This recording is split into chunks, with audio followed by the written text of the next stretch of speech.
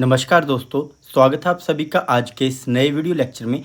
आज के इस वीडियो लेक्चर में हम उत्तर प्रदेश में 2024 में हुए पोस्टल असिस्टेंट और सॉर्टिंग असिस्टेंट के क्वेश्चन पेपर के मैथमेटिक पोर्शन को सॉल्व करेंगे। तो आइए शुरू करते हैं आज के इस वीडियो लेक्चर का। Question number 1, A does a work in 10 days and B does the same work in 15 days. In how many days they together will do the same work.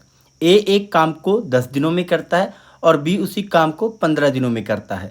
वे दोनों मिलकर उसी काम को कितने दिनों में खत्म करेंगे, ये हमने फाइंड करना है ना। तो इस क्वेश्चन में हमें क्या बताया हुआ है, क्वेश्चन में जो हमें गिवन डाटा दिया हुआ है उसे हम यहाँ पे लिख लेते हैं। तो यहाँ पे क्या बताया कि जो ए है वो कितने दिन में काम को खत्म कर रहा है, 10 डेज में। तो यहाँ पे हम लिख लेते हैं ए जो है वो कितने दिन में काम को खत्म कर रहा है, 10 डेज में। और बी सेम काम को कितने दिनों में खत्म कर रहा है, 15 दिनों में। तो यहाँ से हम क्या करेंगे, इन दोनों के जो डेज हैं इनका हम एलसीएम ले लेंगे और हमें यहाँ पे क्या मिलेगा, वर्क। तो 10 और 15 का जो एलसीएम आएगा वो कितना आएगा यहाँ पे हमारे पास। तो निकाल लेते हैं यहाँ पे 10 और 15 का एलसीएम। 2 से 2 5 ज़ 10, तो यहाँ पे 15 फिर 3 से जाएगा, 5 एंड 5 फिर 5 से जाएगा। तो यहाँ पे आ गया हमारे पास 1 1। तो हमारे पास टोटल वर्क कितना आ जाएगा, 5 3 द 15 टू द 30। तो टोटल वर्क आ गया हमारे पास 30 यूनिट ना। तो यहाँ से हम क्या करेंगे, ए का 1 डे वर्क निकाल लेते हैं। तो 1 डे वर्क कितना आ जाएगा, टोटल वर्क कितना है 30 यूनिट, और ए कितने दिन में खत्म कर रहा है, 10 डेज में। तो यहाँ पे 1 डे वर्क आ जाएगा यहाँ पे हमारे पास 3 यूनिट। ऐसे बी का निकाल लेते हैं, तो ये आ जाएगा 2 unit per day.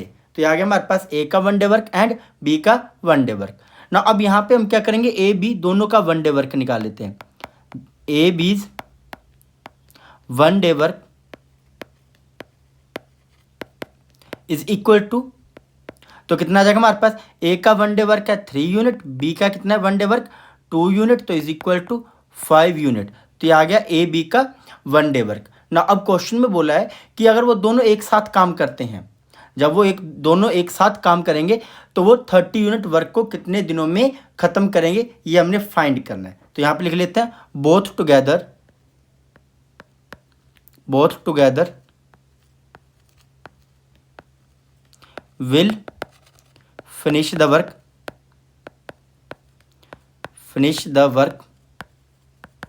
is equal to total work divided by efficiency of A and B।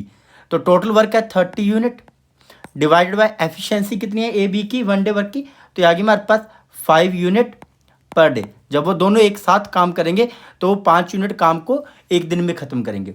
तो यूनिट से यूनिट कट जाएगा, 5 1 द 5 5 6 द 30, और ये डे ऊपर जाके मल्टीप्लाई हो जाएगा। तो दोनों मिलकर 30 यूनिट काम को 6 डेज में वो खत्म करेंगे।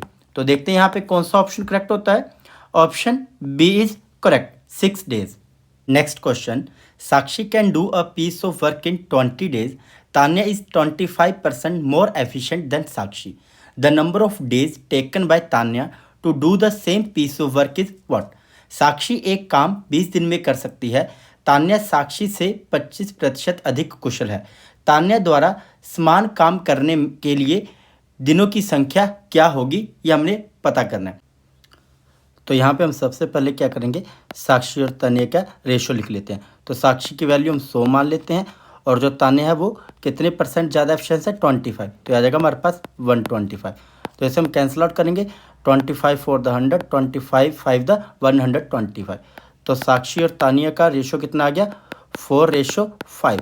और ये जो रेशो है हमारे पास, ये किसका रेशो है, एफिशिएंसी का। नाउ तो अब यहाँ पे क्या होता है हमारे पास, जब भी हमने डेज का रेशो निकालना होता है तो वो हमेशा एफिशिएंसी का क्या हो जाता है, रिवर्स हो जाता है। तो ये आ जाएगा हमारे पास 5:4। तो ये जो हमारे पास रेशो आई है ये किसकी आ गई हमारे पास, डेज की। तो ये किसकी रेशो आ गई हमारे पास, डेज की। किसकी आई, तो ये आई हमारे पास साक्षी और तानिया की। तो यहाँ पे हमें पता चला कि साक्षी अगर 5 दिन ले रही है तो तानिया उसी काम को ख़त्म करने में 4 दिन ले रही है। तो हमें यहाँ बताया कि साक्षी उसी काम को 20 दिन में कर रही है। और यहाँ पे हमें रेशियो में वैल्यू कितनी दी हुई है, 5 यूनिट। तो 5 किसके इक्वल आएगा, 5 इज इक्वल टू 20। तो हमें यहाँ पे किसकी वैल्यू निकालनी है, हमें यहाँ पे तानिया की निकालनी है। तो तानिया की जो यूनिट की वैल्यू आई है वो कितनी आई है यहाँ पे 4। तो यहाँ पे हम क्या करेंगे, 20 को हम डिवाइड करेंगे 5 से। तो ये जो 1 यूनिट की वैल्यू आई है इसे हम क्या करेंगे 4 से मल्टीप्लाई कर देंगे। तो 5 1 द 5, 5 4 द 20, 4 4 द 16। तो यहाँ पे हमारे पास आ गया 16 डेज। तो तानिया उस सेम काम को कितने दिनों में ख़त्म करेगी? 16 डेज में। तो देखते हैं यहाँ पे कौन सा ऑप्शन करेक्ट होता है। Option B is correct, 16 days. Next question, a man walking at the rate of 5 kilometre per hour crosses a bridge in 15 minute. The length of the bridge is what? 5 kilometre प्रति घंटा की दर से चलने वाला एक व्यक्ति एक पुल को 15 मिनट में पार करता है। पुल की लंबाई मीटर में क्या होगी, ये हमने फाइंड करना है। तो यहाँ पे हमें गिवन क्या दिया हुआ है? स्पीड ऑफ पर्सन दी हुई है। तो स्पीड कितनी दी हुई है यहाँ पे हमें? 5 किलोमीटर पर आवर। तो ये आगे हमारे पास यहाँ पे स्पीड। नाउ तो ब्रिज को क्रॉस करने में कितना टाइम लग रहा है? 15 मिनट। तो टाइम कितना लग रहा है यहाँ पे? 15 मिनट। और ये टाइम किसके लिए दिया हमें? ब्रिज को क्रॉस करने के लिए। नाउ तो हमने यहाँ पे क्या निकालना है? तो यहाँ पे हमने लेंथ ऑफ ब्रिज निकालनी है। तो यहाँ पे हम सबसे पहले क्या करेंगे, जो यहाँ पे हमारे पास लेंथ ऑफ ब्रिज होगी, लेंथ ऑफ ब्रिज वो इक्वल टू होगी हमारे पास किसके? डिस्टेंस। किसके इक्वल होगी वो? डिस्टेंस के इक्वल। तो यहाँ पे हम क्या करेंगे? डिस्टेंस निकाल लेते हैं। जो डिस्टेंस आएगा वही हमारे पास क्या होगा? Length of bridge. तो डिस्टेंस निकालने का क्या फॉर्मूला होता है? Distance is equal to speed multiply time. तो यहाँ हमारे पास स्पीड कितनी दी हुई है? स्पीड है यहाँ पे हमारे पास 5 किलोमीटर पर आवर। और टाइम हमें यहाँ पे कितना दिया? 15 मिनट। तो 15 को हमने चेंज करना है किस में? आर में। तो आ जाएगा 15/60, यहाँ पे आ जाएगा आर। नाउ हमने यहाँ पे कैंसिल आउट करना है, आर से आर कट जाएगा। 15 1 द 15, 15 4 द 60।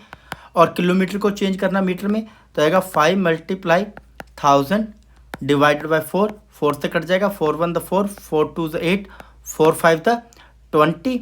और यहाँ पे आ गया हमारे पास 0। 5 से मल्टीप्लाई करेंगे तो डिस्टेंस हमारे पास आ जाएगा, तो 5 0 0, 5 5 द 25, 5 2 कैरी, 5 2 द 10 + 2 12। तो ये आ गया हमारे पास 1250 मीटर। तो ये आ गया हमारे पास डिस्टेंस। और डिस्टेंस किसके इक्वल आ रहा है? लेंथ ऑफ ब्रिज के इक्वल। तो देखते हैं यहाँ पे कौन सा ऑप्शन करेक्ट होता है। Option D is correct. Next question, if a sum of money at simple interest double in 6 year it will become 4 time in what? यदि कोई धनराशि साधारण ब्याज पर 6 वर्ष में दोगुनी हो जाती है तो वो किस समय में 4 गुना हो जाएगी, ये हमने पता करना है। तो इस क्वेश्चन में हमें क्या दिया हुआ है? ना ही तो हमें यहाँ पे प्रिंसिपल पता है कितना है, ना ही तो हमें यहाँ पे सिंपल इंटरेस्ट पता है कितना है। तो और हमें यहाँ पे गिवन क्या दिया हुआ है? सिर्फ हमें यहाँ पे टाइम दिया हुआ है। तो यहाँ पे हम क्या करेंगे? सबसे पहले प्रिंसिपल मान लेते हैं एक्स। प्रिंसिपल हमने कितना मान लिया? एक्स। तो जो हमारे पास अमाउंट है वो कितना हो जाएगा? बोला ना कि वो if sum of money at simple interest double in 6 year, भाई 6 ईयर में क्या और ये डबल, तो अमाउंट कितना आ जाएगा हमारे पास? 2x। और टाइम कितना है? तो टाइम है यहाँ पे 6 ईयर। और अभी हमने यहाँ पे क्या फाइंड करना है? रेट हमने यहाँ पे फाइंड करना है। और हमें यहाँ पे सिंपल इंटरेस्ट पता है। तो सिंपल इंटरेस्ट कैसे निकालते हैं? जब हमें प्रिंसिपल और अमाउंट दिया हो तो सिंपल इंटरेस्ट निकालने का फॉर्मूला आता है अमाउंट माइनस प्रिंसिपल। तो आ जाएगा 2x - x, कितना आ गया हमारे पास? x। अब हमने सिंपल फॉर्मूला अप्लाई करना है। Simple interest is equal to principal multiply rate multiply time over 100। Implies that जो वैल्यू हमें यहाँ पे दी हुई है यहाँ पे हम पुट करेंगे और रेट की वैल्यू निकाल लेंगे।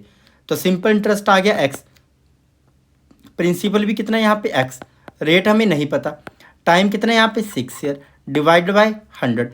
x से x कट जाएगा तो रेट कितना आ जाएगा हमारे पास? तो रेट आ जाएगा हमारे पास r इज इक्वल टू 100/6। तो 2 से कट जाएगा, 2 3 द 6, 250 द 100। तो ये आ गया हमारे पास 50/3%। ये आ गया हमारे पास रेट।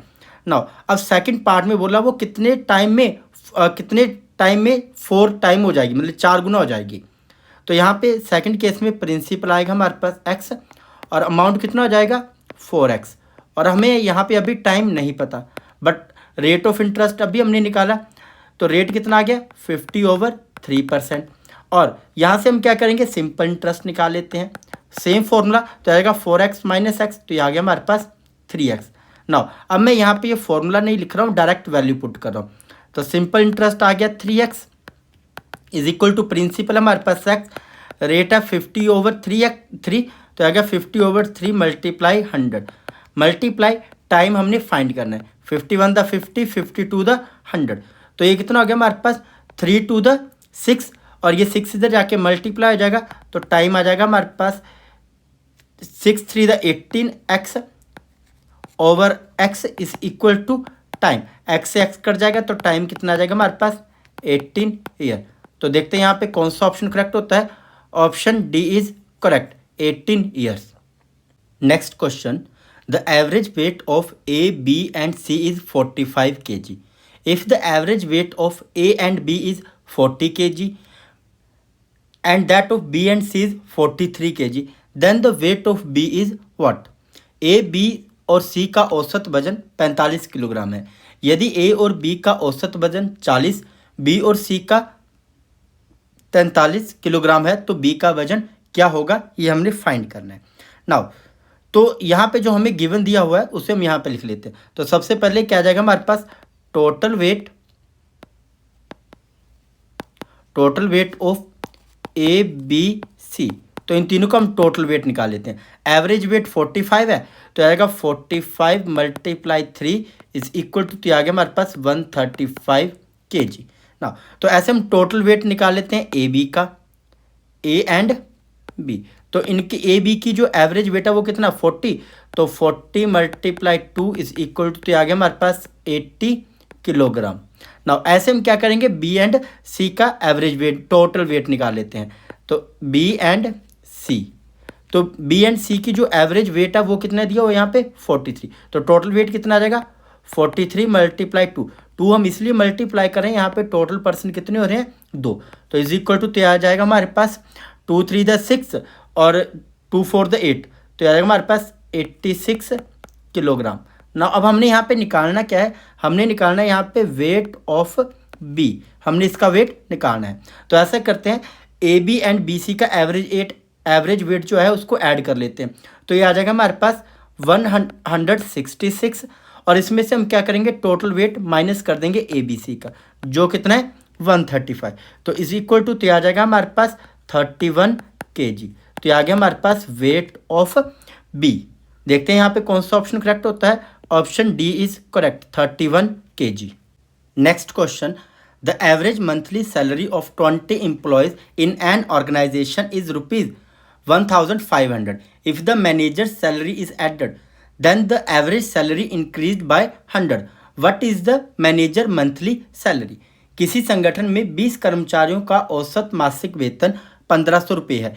यदि प्रबंधक का वेतन जोड़ दिया जाए तो औसत वेतन 100 रुपये बढ़ जाता है। प्रबंधक का मासिक वेतन क्या है। तो यहाँ पे हमने क्या करना है, एवरेज निकालनी है। तो एवरेज निकालने का क्या फॉर्मूला होता है, सबसे पहले हम वो लिख लेते हैं। तो average is equal to sum of all data divided by total number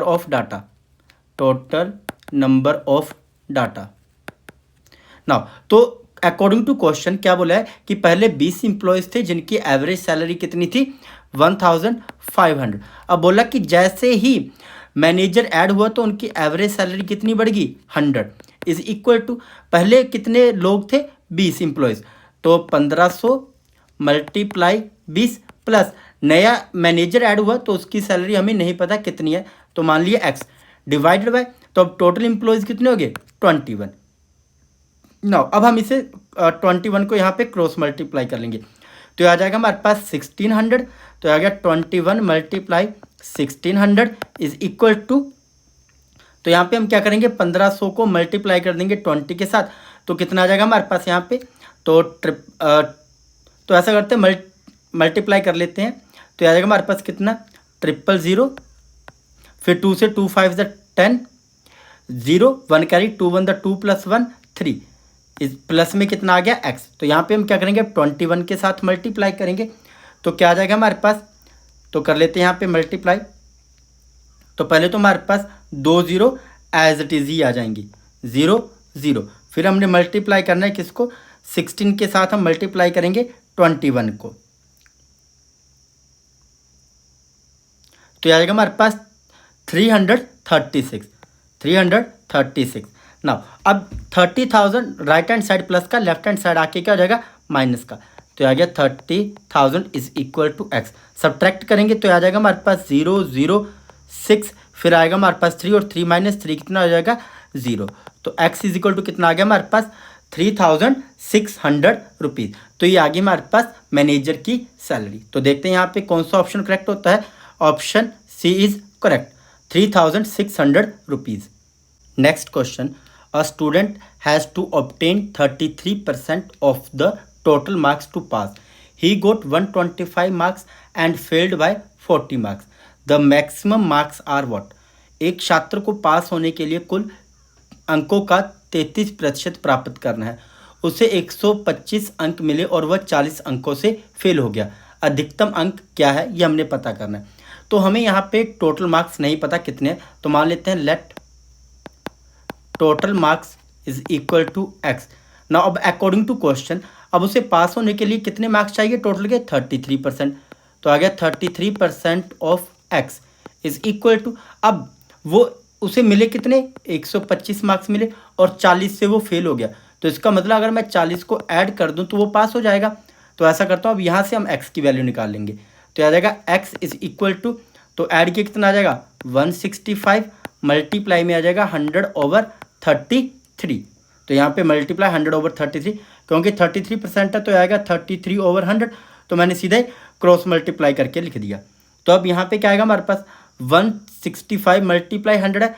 अब 3 से 5 से कैंसिल आउट करते हैं तो 33 1 द 33, 33 5 द तो 165। तो हमारे पास टोटल मार्क्स कितने आ गए 500। तो x की वैल्यू कितनी आ गई हमारे पास यहाँ पे 500। तो देखते हैं यहाँ पे कौन सा ऑप्शन करेक्ट होता है। Option B is correct. तो total marks is equal to 500। Next question, A can complete a journey in 10 hours. He traveled first half of the journey at the rate of 21 km per hour and second half at the rate of 24 km per hour. Find the total journey in kilometer. A एक यात्रा 10 घंटे में पूरी कर सकता है। वह यात्रा का पहला आधा भाग 21 किलोमीटर प्रति घंटा और दूसरा आधा भाग 24 किलोमीटर प्रति घंटा की गति से तय करता है। कुल यात्रा किलोमीटर में ज्ञात कीजिए। तो इस क्वेश्चन में हमें टोटल टाइम दिया हुआ है। टोटल टाइम कितना दिया हुआ हमें यहाँ पे 10 आवर, और हमें टोटल डिस्टेंस यहाँ पे नहीं पता। तो मान लेते हैं total distance is equal to x. तो ये टोटल टाइम हमें दिया हुआ है, तो डिस्टेंस हमने यहाँ पे मानना है, तो इसके आगे हम लिख लेते हैं let total distance is equal to x. Now अब ये जो टोटल टाइम हमें दिया हुआ है ये कैसे दिया हुआ है, T1 plus T2 is equal to T total. तो हमने क्या करना है, यहाँ पे T1 की वैल्यू निकालनी है और T2 की वैल्यू निकालनी है। तो टाइम निकालने का क्या फॉर्मूला होता है, डिस्टेंस ओवर स्पीड। तो टाइम निकालने का क्या फॉर्मूला है, डिस्टेंस ओवर स्पीड। तो यहाँ पे बोला कि फर्स्ट हाफ मतलब टोटल डिस्टेंस का फर्स्ट हाफ कितना हो गया हमारे पास 1/2x, और यहाँ पे साथ में क्या आएगा हमारे पास किलोमीटर आएगा, डिवाइड में स्पीड कितनी है, तो स्पीड है यहाँ पे हमारे पास फर्स्ट हाफ की 21 kilometre per our, plus second case में टाइम डिस्टेंस कितना 1/2 जो बचा हुआ है, तो हाफ एक्स किलोमीटर डिवाइड में स्पीड कितनी आ जाएगी 24 किलोमीटर पर आवर, और टोटल टाइम कितना है यहाँ पे हमारे पास 10 आवर। तो अब किलोमीटर से किलोमीटर कट जाएगा, आर को हम कॉमन निकालेंगे बाहर, तो ये आर से आर कट जाएगा। तो हमारे पास यहाँ पे क्या बचेगा, और यहाँ से मैं ऐसा करता हूँ 1/2x divided by 21 plus 1/2x divided by 24। तो ऐसा करता हूँ यहाँ पे ये 2 नीचे जाके मल्टीप्लाई हो जाएगा, तो मैं 1/2 बाहर निकाल लेता हूँ, तो अंदर बचेगा x/21 plus x/24 is equal to 10। ना क्रॉस मल्टीप्लाई करेंगे अब हम यहाँ पे, तो इम्प्लाइज दैट तो आ जाएगा x/21 plus x/24 is equal to 10 to the 20। तो यहाँ तक आ गया हमारे पास। नाउ अब आगे क्या, तो यहाँ पे आ गया हमारे पास 20। नाउ अब हम यहाँ पे क्या करेंगे 21 और 24 का एलसीएम लेंगे।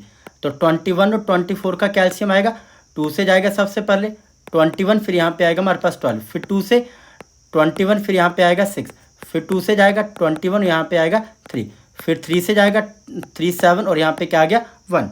तो एलसीएम क्या आ जाएगा हमारे पास 2 2 4 2 8 3 24, 24 7 द 168, तो यहाँ पे हमारे पास एलसीएम कितना आ गया 168। अब 21 को हम यहाँ पे डिवाइड करेंगे 168 के साथ, तो कितना आ जाएगा 24 इंटू एक्स कितना आ गया 24x प्लस, अब 168 को हम डिवाइड करेंगे 24 के साथ। चलो एक बार डिवाइड करके देख लेते हैं यहाँ पे 168 डिवाइडेड बाय 21, तो कितना आएगा 3 7 द 21, 3 5 द 15, 3 6 द कितना आ गया हमारे पास यहाँ पे 18, फिर 7 से 7 1 द 7, 7 8 द 56, तो यहाँ पे हमारे पास 24x नहीं, यहाँ पे आएगा हमारे पास 8x। फिर हम 24 के साथ डिवाइड करेंगे 168 को, तो कितना आ जाएगा हमारे पास 3 से करेंगे 3 8 द 24, फिर उसके बाद कितना आएगा, तो यहाँ पे कैंसिल आउट करके 7 आ जाएगा, तो यहाँ पे प्लस में कितना आएगा 7x इज इक्वल टू 20, तो 8x प्लस 7x कितने हो गए 15x इज इक्वल टू 168 को क्रॉस मल्टीप्लाई करेंगे 168 मल्टीप्लाई 20, x की वैल्यू निकालनी है, x is equal to 168 multiply 20 divided by 15, तो 3 से कट जाएगा ये 3 5 द 15, तो 3 5 द 15, 3 6 द 18, 56 आ गया, 5 1 द 5, 5 4 द 20, तो मल्टीप्लाई करेंगे 4 6 द 24, 2 कैरी 4 5 द 20 प्लस 2 कितने हो गए 22, तो हमारे पास टोटल डिस्टेंस कितना आ गया 224 किलोमीटर। तो देखते हैं यहाँ पे कौन सा ऑप्शन करेक्ट होता है, option B is correct 224 kilometre. Next question, at what profit percent must an article be sold so that by selling at half that price there may be loss of 30%। किसी वस्तु को कितने लाभ प्रतिशत पर बेचा जाए कि आधी कीमत पर बेचने पर 30% की हानि हो। तो मान लेते हैं जो सेलिंग प्राइस है हमारे पास, लेट सेलिंग प्राइस हमने कितना मान लिया यहाँ पे 100, तो जो हमारे पास न्यू सेलिंग प्राइस आएगा वो कितना आ जाएगा, new selling price is equal to 100 divided by 2, तो ये आ गया हमारे पास 50। अब बोला कि लॉस कितना होना चाहिए, लॉस परसेंट हमें दिया हुआ कितने 30% लॉस होना चाहिए ना, तो यहाँ से हम क्या करेंगे कॉस्ट प्राइस निकालेंगे, cost price is equal to 100 over 100 minus loss percent, तो is equal to value put करेंगे हम यहाँ पे, cost price is equal to 100 over loss percent कितना है 30, तो 100 माइनस 30 कितना आ गया 70, और मल्टीप्लाई में कितना आ जाएगा हमारे पास यहाँ पे, मल्टीप्लाई आ जाएगा यहाँ पे हमारे पास सेलिंग प्राइस, तो यहाँ पे क्वेश्चन में मल्टीप्लाई सेलिंग प्राइस भी आएगा, तो सेलिंग प्राइस कितने यहाँ पे हमारे पास, तो सेलिंग प्राइस आ गया हमारे पास यहाँ पे 50, जो न्यू वाला है वो लिखना हमने यहाँ पे, तो अब इसे कैंसिल आउट करेंगे हम यहाँ पे, तो 51 द सॉरी 0 से 0 कट जाएगा, तो आ जाएगा हमारे पास 500 डिवाइडेड बाई 7, तो ये आ गया हमारे पास कॉस्ट प्राइस। नाउ अब यहाँ पे क्या है हमारे पास प्रॉफिट निकाल लेते हैं, तो प्रॉफिट कैसे आता है, profit is equal to selling price is equal to, तो सेलिंग कितना हमारे पास 100 माइनस कॉस्ट प्राइस कितना है हमारे पास 500 डिवाइडेड बाय 7, तो इज इक्वल टू, तो ये आ जाएगा हमारे पास यहाँ पे क्या आएगा 1, जिसके नीचे कुछ नहीं 1, तो एलसीएम लिया तो ये आ गया 7, तो ये आ गया 700 माइनस 500 इज इक्वल टू, तो ये आ गया हमारे पास 200 ओवर 7, तो ये आ गया हमारे पास प्रॉफिट।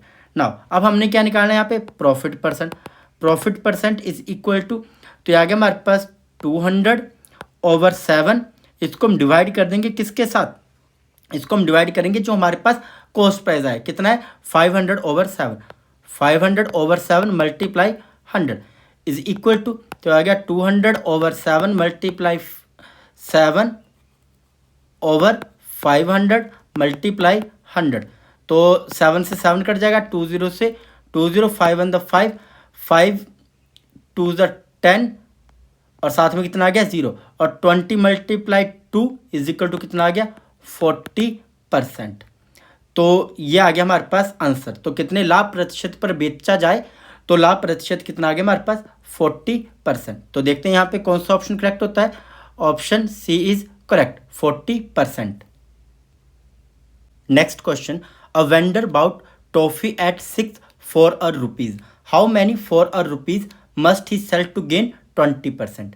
एक विक्रेता ने 1 रुपये में 6 टॉफियाँ खरीदी, उसे 1 रुपये में कितनी टॉफियाँ बेचनी चाहिए ताकि उसे 20% का लाभ हो। तो इस क्वेश्चन में हमें गिवन क्या दिया हुआ है, कॉस्ट प्राइस हमें दिया हुआ है 6 टॉफी का, cost price of 6 toffees is equal to कितना है 1 रुपीज़। तो यहाँ से हम क्या करेंगे, सेलिंग प्राइस निकाल लेते हैं। Selling price of 6 toffee is equal to कितना आ जाएगा 1,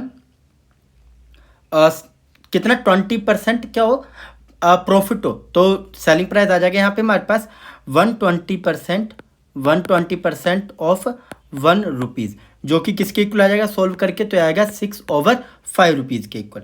नाउ अब क्या बोला यहाँ पे 6/5 रुपीज़, ठीक है। नंबर ऑफ टॉफ़ी सोल्ड, तो कितनी टॉफ़ी सोल्ड होंगी, number of toffees sold is equal to 6। Now तो 1 रुपीज़ में हम कितनी टॉफ़ी को सोल्ड करेंगे, हमने आंसर फाइंड करना है। तो यहाँ पे आ जाएगा for 1 rupees number of toffee sold, number of toffee sold is equal to, तो ये आ जाएगा हमारे पास कितना आ जाएगा यहाँ पे हमारे पास 6 × 5/6, 6 से 6 कट जाएगा, तो हमारे पास आंसर कितना बचेगा 5। तो 1 रुपये में उसे कितनी टॉफ़ी सोल्ड करनी पड़ेगी, 5 टॉफ़ी उसे सोल्ड करनी पड़ेगी, तब जाके उसे 20% का क्या होगा प्रॉफिट होगा। तो देखते हैं यहाँ पे कौन सा ऑप्शन करेक्ट होता है, option C is correct 5। Next question, the simple interest on a certain sum of money at the rate of 5% per annum for 8 years is rupees 840. At what rate of interest the same amount of interest can be received on the same sum after 5 years? किसी निश्चित धनराशि पर 8 वर्षों के लिए 5% प्रति वर्ष की दर से साधारण ब्याज 840 रुपये है। 5 वर्षों के बाद उसी धनराशि पर समान ब्याज किस ब्याज दर से प्राप्त किया जा सकता है। तो फर्स्ट केस में हमें रेट बताया हुआ और टाइम भी बताया हुआ और बताया कि इतना हमें सिंपल इंटरेस्ट मिला, और सेकंड केस में बोल रहा है कि सेम रेट ऑफ इंटरेस्ट पाने के लिए जो सिंपल इंटरेस्ट हमें मिला उतना ही सिंपल इंटरेस्ट हमें 5 साल में चाहिए, तो वो जो रेट होगा वो क्या होगा ये हमने फाइंड करना है। नाउ तो यहाँ पे हम जो फॉर्मूला अप्लाई करेंगे वो हम अप्लाई करेंगे simple interest is equal to principal multiply rate multiply time over 100। Now तो सिंपल इंटरेस्ट कितना है यहाँ पे हमारे पास 840, प्रिंसिपल कितना है हमारे पास यहाँ पे, तो प्रिंसिपल हमें यहाँ पे नहीं पता कितना है, तो प्रिंसिपल हमें नहीं पता यहाँ पे कितना है, तो प्रिंसिपल यहाँ पे हम पी रहने देते हैं। मल्टीप्लाई में रेट कितना है यहाँ पे हमें दिया हुआ, फर्स्ट केस में जो रेट है हमें वो कितना दिया हुआ 5%, तो आ जाएगा 5/100। मल्टीप्लाई टाइम कितना है, तो टाइम है यहाँ पे हमारे पास 8 ईयर। तो फर्स्ट केस में हम प्रिंसिपल निकालेंगे तभी हम सेकंड केस पर फॉरवर्ड होंगे। तो यहाँ पे हम कैंसिल आउट कर लेते हैं, तो 5 × 5 520 कितना हो जाएगा 100। तो प्रिंसिपल निकालना है तो प्रिंसिपल को हम यहीं रहने देते हैं राइट साइड पे ही, और बाकियों को हम क्रॉस मल्टीप्लाई कर लेते हैं, तो आ जाएगा 840 × 20 और डिवाइड में कितना आ जाएगा 8। तो फिर से हम कैंसिल आउट कर लेते हैं, 4 से चला जाएगा 4 2 8 4 5 20, 2 से 2 1 2 2 4 8 2 2 4 0, 420 × 5 तो आ जाएगा 5 0 0 5 2 10 0 1 कैरी 5 4 20 + 1 21, तो आ गया हमारे पास प्रिंसिपल। ना अब सेकंड केस पे चलते हैं हम। सेकंड केस में हमने क्या निकालना है, रेट निकालना है, और जो सिंपल इंटरेस्ट है वो कितना है हमारे पास 840 ही रहेगा, और प्रिंसिपल कितना आ गया हमारे पास सेकंड केस में 2100। रेट हमें नहीं पता और टाइम हमें पता है कितना है 5 ईयर, तो R/100, तो 100 को हम क्रॉस मल्टीप्लाई कर देते हैं, तो आ जाएगा 840 × 100, और 21 को हम क्या करेंगे यहाँ पे, और 5 को हम यहाँ पे डिवाइड कर देंगे, क्रॉस मल्टीप्लाई करेंगे तो ये डिवाइड में आ जाएंगे, तो आएगा 2100 × 5 इज इक्वल टू R। तो कैंसिल आउट करते हैं, 20 से 20 कट गई सीधी। फिर उसके बाद हम कैंसिल आउट करते हैं इसे 3 से, 3 7 21, 3 2 6, तो यहाँ पे 2 बचा, 3 8 24, यहाँ पे आ गया 0, फिर 7 से 7 1 7 7 40 280, 5 1 5 5 8 40, तो रेट कितना आ गया यहाँ पे हमारे पास 8%। तो देखते हैं यहाँ पे कौन सा ऑप्शन करेक्ट होता है, option B is correct 8%। Next question, A can do a piece of work in 4 hours, B and C together can do it in 3 hours, while A and C together can do it in 2 hours. How long will B alone take to do it. A किसी काम को 4 घंटे में कर सकता है, B और सी मिलकर इसे 3 घंटे में, जबकि ए और सी मिलकर इसे 2 घंटे में कर सकते हैं। बी अकेले इसे पूरा करने में कितना समय लेगा। नाउ तो यहाँ पे हम क्या करते हैं, यहाँ पे इन सभी का हम 1 आवर वर्क निकाल लेते हैं। तो मान लेते हैं जो हमारे पास टोटल वर्क है वो कितना है हमारे पास 1। तो यहाँ पे आ जाएगा हमारे पास is 1 hour work is equal to कितना आ जाएगा 1/4। तो वो कितने घंटे में काम को खत्म कर रहा है 4 आवर में। बी एंड सी का क्या आ जाएगा यहाँ पे हमारे पास, B and C is 1 hour work, तो आ जाएगा 1/3। फिर ऐसे हम किसका निकालेंगे, ए एंड सी का। तो ए एंड सी का 1 आवर वर्क कितना आ जाएगा हमारे पास यहाँ पे, तो आ जाएगा 1/2। अब हमने यहाँ पे क्या निकालना है, सबसे पहले हम यहाँ पे सी का 1 आवर वर्क निकाल लेते हैं। तो सी का 1 आवर वर्क कैसे आएगा, C 1 hour work is equal to, तो क्या करेंगे हम यहाँ पे, तो ए एंड सी इसमें से माइनस कर देंगे, क्या माइनस कर देंगे हम यहाँ पे, ए का 1 आवर वर्क। तो क्या आ जाएगा हमारे पास यहाँ पे, ए एंड सी का टुगेदर 1 आवर वर्क कितना है 1/2। इसमें से हम सब्ट्रैक्ट कर देंगे ए का 1 आवर वर्क जो कितना है 1/4। तो यहाँ पे हम एलसीएम लेंगे, तो एलसीएम कितना आ जाएगा यहाँ पे 4 को हम डिवाइड करेंगे 2 के साथ, तो कितना आएगा हमारे पास यहाँ पे 2 1 2, और माइनस में 4 को 4 से डिवाइड किया तो कितना है 1, तो 1 × 1 कितना आ गया 1, तो आ गया 2 - 1 1, तो आ गया हमारे पास 1/4। तो सी का 1 आवर वर्क कितना आ गया यहाँ पे हमारे पास 1/4। अब ऐसे हम क्या निकालेंगे, बी का 1 आवर वर्क निकाल लेते हैं। B is 1 hour work is equal to, तो बी का निकालना है, तो जो बी प्लस सी का 1 आवर वर्क है वो कितना हमारे पास यहाँ पे 1/3 माइनस, इसमें से हम क्या करेंगे सी का 1 आवर वर्क को निकाल देते हैं, तो कितना आएगा 1/4, माइनस कर दिया 1/4। तो एलसीएम लेंगे, एलसीएम कितना आ जाएगा 3 और 4 का 12, तो क्रॉस मल्टीप्लाई करेंगे यहाँ पे, तो आएगा 4 - 3 इज इक्वल टू 1/12। तो बी का 1 आवर वर्क कितना आ गया हमारे पास 1/12। तो ये जो 1 होता है हमारे पास ये होता है टोटल वर्क, और डिवाइड में जो नीचे 12 आ रहा है ये हमारे पास क्या आ गया यहाँ पे हमारे पास आर। तो बी अकेले सेम काम को कितने घंटे में पूरा करेगा 12 आवर में। तो option C is correct 12 hour. Next question, an athlete run 200 metre race in 24 second, his speed is what. और जो हमें स्पीड निकालनी है वो किस में निकालनी है, हमने किलोमीटर पर आवर में। तो इस क्वेश्चन में हमें डिस्टेंस भी दिया हुआ है और टाइम भी दिया हुआ है। डिस्टेंस कितना दिया हुआ हमें यहाँ पे, डिस्टेंस है यहाँ पे हमारे पास 200 मीटर, तो डिस्टेंस कितना आ गया 200 मीटर, और टाइम कितना है यहाँ पे 24 सेकेंड। नाउ तो हमने यहाँ पे क्या निकालना है, डिस्टेंस यहाँ पे हमने निकालनी है स्पीड। तो स्पीड निकालने का क्या फॉर्मूला होता है, डिस्टेंस ओवर टाइम। तो speed is equal to distance कितना आ गया 200 मीटर डिवाइडेड बाय टाइम कितना है 24 सेकेंड। ना अब हमने टाइम को स्पीड को हमने चेंज करना है मीटर पर सेकेंड में। तो हम क्या करेंगे 200/24 को मल्टीप्लाई कर देंगे किससे 18/5 किलोमीटर पर आवर से। ना अब हम यहाँ पे कैंसिल आउट कर लेते हैं, तो 5 से 5 1 5 5 4 20, तो ये कितना आ गया 40। फिर उसके बाद जाएगा हमारे पास ये किससे 3 से, 3 6 18, 3 8 24, 8 1 8, 8 5 40, 5 6 30, तो आ गया हमारे पास 30 किलोमीटर पर आवर। तो स्पीड कितनी आ गई 30 किलोमीटर पर आवर। तो देखते हैं यहाँ पे कौन सा ऑप्शन करेक्ट होता है, option D is correct 30 kilometre per hour. Next question, find the average of all the number between 6 and 34 which are divisible by 5। तो हमने क्या करना है यहाँ पे एवरेज निकालनी है उन नंबर की जो 6 और 34 के बीच में आ रहे हैं और वो 5 से क्या हो डिविजिबल हो। तो यहाँ पे बोला है बिटवीन 6 and 34, तो हम ना ही यहाँ पे 6 को काउंट करेंगे और ना ही हम यहाँ पे 34 को। तो देखते हैं यहाँ पे कौन कौन से नंबर आ रहे हैं यहाँ पे। तो यहाँ पे आएगा हमारे पास 5 2 10, फिर उसके बाद क्या आएगा 5 3 15, 5 4 20, 5 5 25, 5 6 30, फिर 5 7 कितना हो गया 35। तो जो नंबर है वो 34 से बड़ा हो गया। तो हमने क्या करना है इसका एवरेज निकालना है।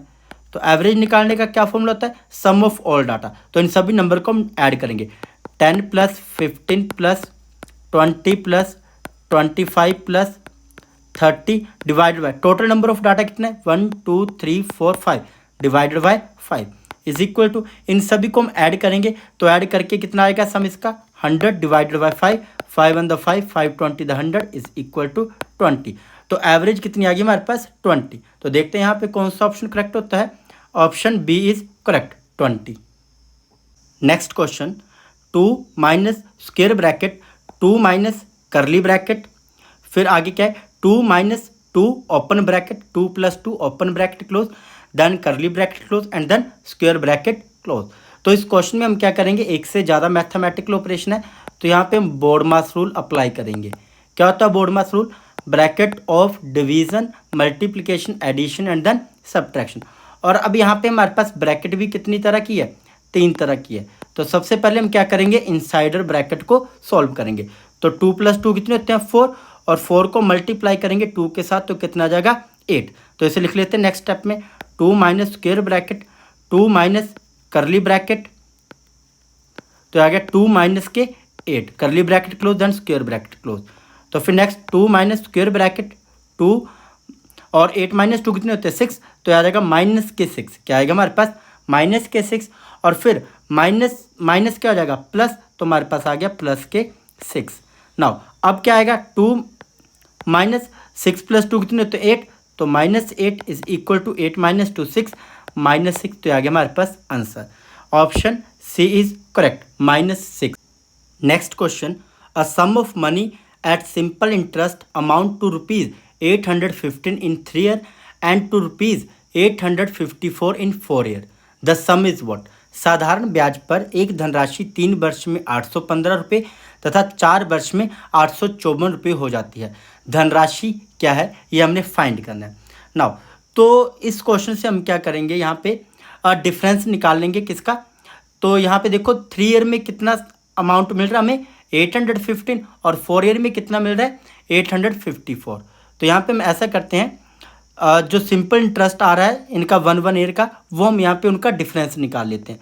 तो आएगा 854 माइनस 815 इज इक्वल टू, तो डिफरेंस कितना आ गया 39।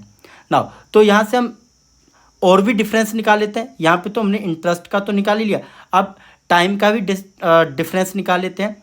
तो कितना आ जाएगा हमारे पास यहाँ पे, तो 3 ईयर और 4 ईयर, तो ये जो डिफरेंस आया हमारे पास कितना आया 1 ईयर का। मीन्स जो 1 ईयर का जो सिंपल इंटरेस्ट है वो कितना आ रहा है 39 रुपीज़ आ रहा है। 1 ईयर का सिंपल इंटरेस्ट कितना आ रहा है 39 रुपीज़। तो जो 3 ईयर का सिंपल इंटरेस्ट होगा वो कितना आएगा फिर, तो 3 ईयर का आएगा हमारे पास 39 मल्टीप्लाई 3 इज इक्वल टू, तो आएगा हमारे पास 117 रुपीज़। तो ऐसे हम क्या करेंगे अब, तो आ गया हमारे पास। नाउ अब हमने क्या निकालना है यहाँ पे, प्रिंसिपल अमाउंट निकालना है। तो प्रिंसिपल अमाउंट क्या जाएगा, principal amount is equal to, तो 3 ईयर का जो इंटरेस्ट आ रहा है वो कितना आ रहा है 815, उसमें से माइनस कर देंगे, क्या माइनस कर देंगे हम यहाँ पे 3 ईयर का सिंपल इंटरेस्ट हम यहाँ पे माइनस कर देंगे। तो कितना आ जाएगा हमारे पास, तो आ जाएगा 117 इज इक्वल टू, सब्ट्रैक्ट किया तो आ गया हमारे पास 698 रुपीज़। तो आ गया हमारे पास प्रिंसिपल अमाउंट। तो क्वेश्चन में बोला हुआ है ना कि sum of money at simple interest amount to rupees 815 in 3 year. तो 3 साल में हमारे पास कुछ मनी है जो कितनी हो जा रही है 815। तो हमें सिंपल इंटरेस्ट नहीं पता इसका कितना है, तो जब हम 815 में से 3 ईयर का सिंपल इंटरेस्ट माइनस कर देंगे तो हमें क्या मिल जाएगा यहाँ पे प्रिंसिपल अमाउंट। तो वही हमने यहाँ पे स्टेप बाय स्टेप किया। तो देखते हैं यहाँ पे कौन सा ऑप्शन करेक्ट होता है।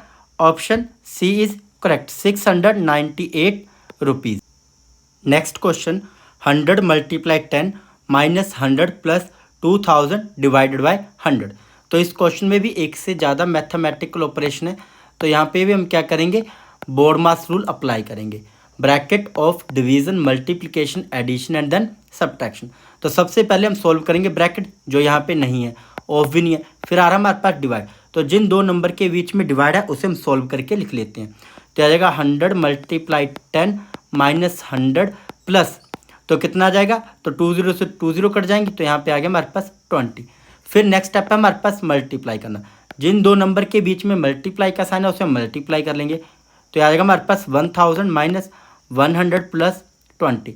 नेक्स्ट है हमारे पास एडिशन, तो 1000 भी प्लस का 20 प्लस का इन दोनों को ऐड करेंगे तो आएगा 1020 और माइनस 100। लास्ट स्टेप पर हमने 100 सब्ट्रैक्ट करना है, तो क्या आ जाएगा हमारे पास आंसर सब्ट्रैक्ट करके, तो आएगा 920। तो देखते हैं यहाँ पे कौन सा ऑप्शन करेक्ट होता है। Option C is correct, 920। Next question, 1260 divided by 15 divided by 7।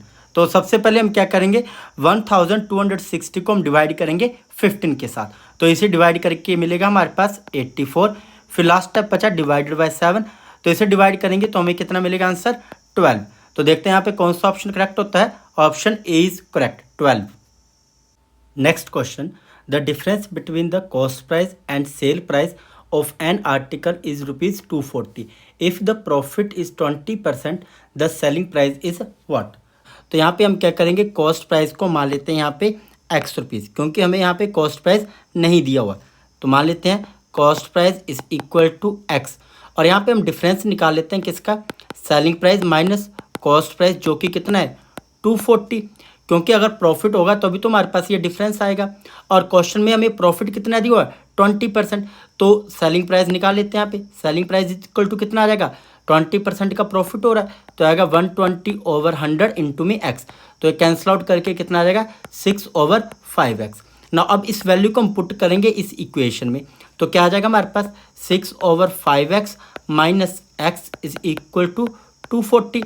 तो एलसीएम लेंगे यहाँ पे तो क्या आ जाएगा, एलसीएम आएगा 5, तो ये आ जाएगा 5 से 5 कट गया तो यहाँ पे आ गया 6x minus 5x is equal to 240। ना 5 को हम क्रॉस मल्टीप्लाई कर देंगे तो 6x माइनस 5x कितने होते हैं, x is equal to 240 multiply में 5, तो आ जाएगा 500, 5 for the 20, 0 2 carry, 5 2 the 10 plus 2 12, तो ये आ गया हमारे पास 1200। तो ये क्या आ गया हमारे पास कॉस्ट प्राइस।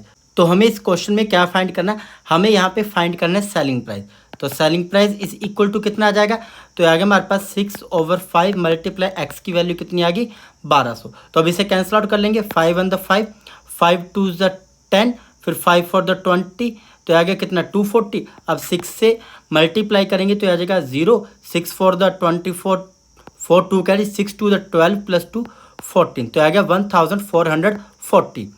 तो ये भी हमारे पास यहाँ पे ऑप्शन में नहीं दिया हुआ है, तो ऑप्शन डी इज क्या होगा correct, none of these. Next question, an article was sold for ₹144 if the percentage of profit was numerically equal to the cost price, the cost of an article was what. तो इस question में हमें selling price दिया हुआ है, selling price कितना है 144, और हमें यहाँ पे जो प्रॉफिट परसेंट बताया हुआ है, बोला जो प्रॉफिट परसेंट है वो किसके इक्वल आ रहा है, कॉस्ट प्राइस के इक्वल, और कॉस्ट प्राइस हमें यहाँ पे खुद पता है ही नहीं कि कॉस्ट प्राइस क्या है यहाँ पे। तो यहाँ से हम क्या करेंगे, प्रॉफिट परसेंट निकालने का फॉर्मूला क्या आता है, profit percent is equal to selling price minus cost price over cost price multiply 100।